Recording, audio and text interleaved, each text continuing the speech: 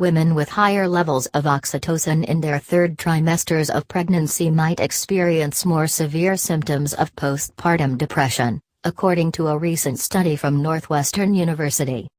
The study's researchers examined 66 women to identify whether biomarkers could predict depressive symptoms.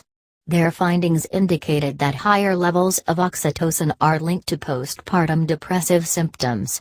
This is huge news, not just because we may finally be able to understand what causes postpartum depression on a biological level, but also because it could affect the way medical professionals treat postpartum depression. It could even stop the depression in its tracks. On track for a test. The researchers studied healthy women who were not depressed, measuring oxytocin levels during the third trimester and then evaluating their depression symptoms at 6 weeks postpartum. Researchers found that the higher the oxytocin levels, the more depressive the symptoms were during the postpartum evaluation.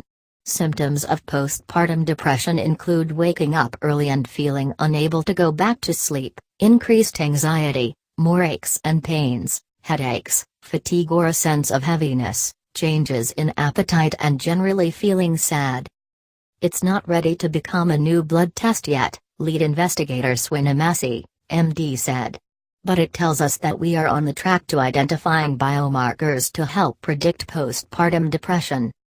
The oxytocin paradox. If you think the link seems counterintuitive, you're right. Dr. Massey actually predicted that lower levels of oxytocin would contribute to postpartum risk. After all, it's colloquially known as the cuddle hormone. In fact, another study suggested that oxytocin could serve as a remedy for postpartum depression.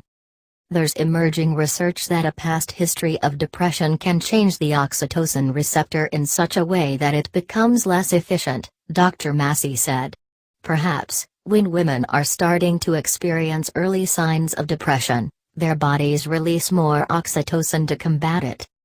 Doctors screen pregnant women for non-psychiatric conditions like gestational diabetes. According to Dr. Massey, psychiatric conditions like postpartum depression should be treated the same way. In light of the far-reaching consequences of untreated postpartum depression to women and their children, the ability to predict which individuals are at greatest risk for developing it yields the exciting possibility for prevention, Dr. Massey said.